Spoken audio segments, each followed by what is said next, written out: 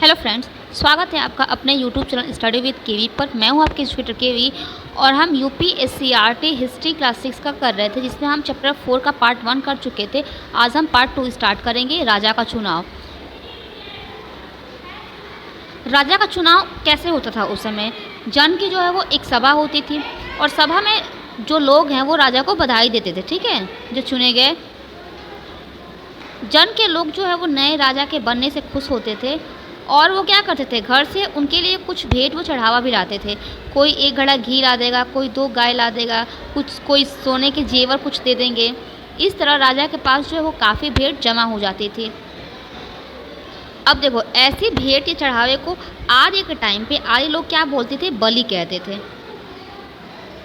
अब जब ये भेंट जो इतनी राजा को मिली है, वो राजा क्या करते थे, इन भेंटों को, इन जो भेंट है जो उनको भेंटों मिल रहा है, जो भी लोग अपना सामान दे रहा हुआ है, तो वो राजा क्या कर रहे हैं, उस भेंट को, उस चढ़ावे को कबीले के सभी लोगों में जिसको उसकी ज़रूरत रही होगी बांट देते थे, ठीक है। इससे क्या होता कि कबीले के आपस में जोड़ने में मदद मिलती थी। नेक्स्ट है युद्ध के बाद की सभा, ठीक है। युद्ध के बाद जो सभा कैसा था, तो युद्ध के बाद भी एक सभा होती थी, ठीक है। सभा में जन के जो राजा है, अगर जिसको जीत मिल गई होगी, तो गायों, घोड़ों, रथ, हथियार, सोना, दासियों को जन के कई लोगों के बीच बांटते थे, ठीक है। लेकिन जो सबसे बड़ा हिस्सा था वो राजा जो है वो अपने पास ही रखता था और राजन्य और ब्राह्मणों को हिस्सा मिलता था। कुछ गाय, भेड़, बकरियां, अनाज आदि जन के साधारण लोगों को भी दी जाती थी। इससे क्या होता था, इससे राजनियों के पास जो गाय है, घोड़े हैं, हथियार है, सोना, दासियों की जो संख्या है वो ज़्यादा हो जाती थी और वे जो है वो पहले से और क्या होते थे, ताकतवर ज़्यादा बन जाते थे।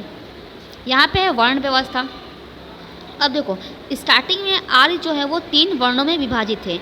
पहला राजा, पुरोहित और नेक्स्ट है अन्य जन, ठीक है। अब यह विभाजन जो है वो उनके व्यवसाय, उनके काम के आधार पे होता था, ठीक है। धीरे धीरे जो परंतु कठोर नहीं था, ठीक है। व्यवसाय पर आधारित था लेकिन कठोर नहीं था। किंतु धीरे धीरे जो यज्ञ करवाते थे वे ब्राह्मण कहलाने लगे, ठीक है। जो युद्ध करते थे वो क्षत्रिय कहलाने लगे और जो व्यापार करते थे वे वैसे कहे जाने लगे। बाद में जो शूद्र नामक चौथा वर्ण जो है वो भी मिलता है, जिसमें युद्ध में हारे लोग जो है वो शामिल किए गए हैं। मतलब कि जो यज्ञ करवाते थे वो ब्राह्मण कहलाते थे, जो युद्ध करते थे वे क्षत्रिय कहलाते थे, जो व्यापार करते थे वे वैश्य कहलाते थे और जो युद्ध में हार गए होते थे उनको जो है वो शूद्र वर्ण में रखा गया था।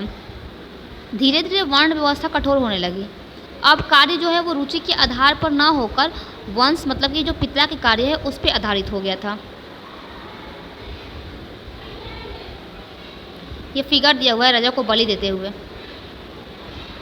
अब खेती का महत्व कैसे बढ़ा? पशुपालक आर्य जो है वो अपनी बढ़ती ज़रूरतों के लिए सिर्फ युद्ध से प्राप्त संपत्ति पर ही हमेशा निर्भर नहीं रह सकते थे, ठीक है। अतः उन्हें क्या था, अपनी आवश्यकताओं के लिए कृषि पर भी ध्यान देना पड़ा। अब ये गंगा यमुना के 2 आग क्षेत्र में फैलने लगे। इन्होंने जो है लोहे के औजारों से जंगलों को काटकर कृषि के योग्य उसको बना दिया। पशुपालक आर्य पहले केवल जौ ही उगाते थे। ये सारे पॉइंट हैं वो इम्पॉर्टेंट है।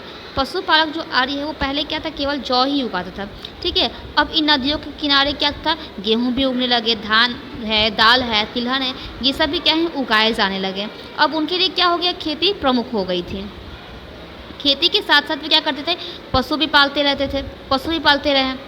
धीरे धीरे वो क्या हो गया, सेल्फ डिपेंड हो गए, आत्मनिर्भर होने लगे और दूसरे कौशल के विकास का समय उन्हें मिलने लगा, जिससे वो क्या करते थे, धातु कर्म, बढ़ई गिरी, हस्तशिल्प, चमड़े का काम, आभूषण, मिट्टी के बर्तन आदि जो है वो इसमें अपना व्यापार बढ़ाने लगे।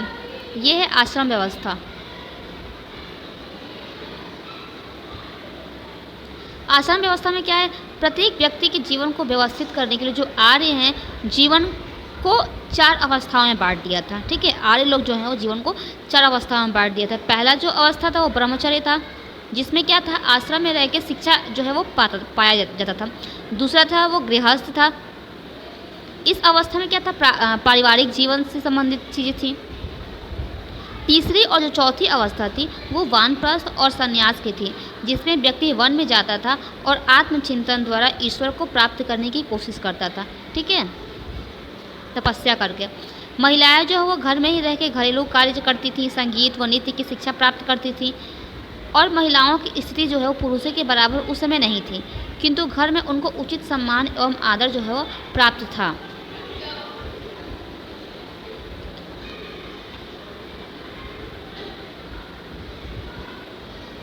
ये भी है जो कुछ इम्पोर्टेंट पॉइंट है, इसे भी देख लीजिए। महाकाव्य जो रचना है, रामायण और महाभारत दो प्रसिद्ध महाकाव्य हैं।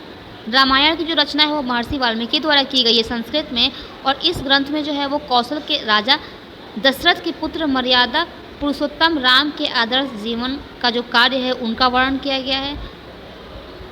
कह रहा है कि आज भी रामचंद्र जी के जीवन पर आधारित रामलीलाओं का आयोजन किया जाता है। ठीक है, जो महाभारत की रचना है वो महर्षि वेदव्यास ने की थी, और इस महाकाव्य में क्या था, कुरु वंश के कौरव तथा पांडु वंश के पांडवों की कथा इसमें दी गई है।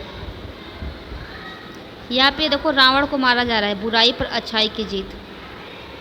ये भी जो पॉइंट है वो इम्पोर्टेंट पॉइंट है, ये भी आपको एग्जाम में यहाँ से भी क्वेश्चंस बन सकते हैं। इस समय से जो लौ युग की शुरुआत हो गई थी, क्योंकि जो अस्त्र शस्त्र हैं वो लोहे के बनने लगे थे, जो आर्य बनाने लगे थे। वैदिक कालीन संस्कृति भारतीय संस्कृति का आधार बनी, जिसका प्रभाव जो है वो समाज, धर्म और कला पर आज भी है। वैदिक काल से जो है वो पूर्व चित्रात्मक लिपि थी। अब ध्वनि के आधार पर अक्षरों का विकास होने लगा, अक्षरों को मिलाकर शब्द बनने लगे हैं और शब्दों को मिलाकर वाक्य बनने लगे थे। ठीक है, राजा, पुरोहित, राजमंत्री, पथ प्रदर्शक, दार्शनिक और योद्धा भी था। वेतन सोना चांदी, अन्न, वस्त्र या पशुधन के रूप में दिया जाता था। यहाँ पे शब्दावली है, ठीक, जिसे अध्याय मतलब क्या होता है, जिसका वधना किया जाए। द्वाब था उस समय, तो द्वाब क्या होता था, दो नदियों के बीच का उपजाऊ क्षेत्र। अब वंशानुगत क्या है, पिता के बाद पुत्र को प्राप्त होने वाला अधिकार। यहाँ पे ये आपका चैप्टर 4 फिनिश हो गया है। मैं नेक्स्ट वीडियो में चैप्टर 5 स्टार्ट करूँगी। अगर आपको ये भी मेरी वीडियो अच्छी लगी है तो इसे लाइक कीजिए, अपने दोस्तों के साथ शेयर भी कीजिए और मेरे चैनल को सब्सक्राइब कीजिए। अगर आपको वीडियो अच्छी नहीं लगी है तो इसे डिसलाइक कर दीजिए और कमेंट सेक्शन में मुझे बताइए कि आपको इस वीडियो में क्या अच्छा नहीं लगा है। मैं उसमें इम्प्रूवमेंट करने की कोशिश करूँगी। Thank you.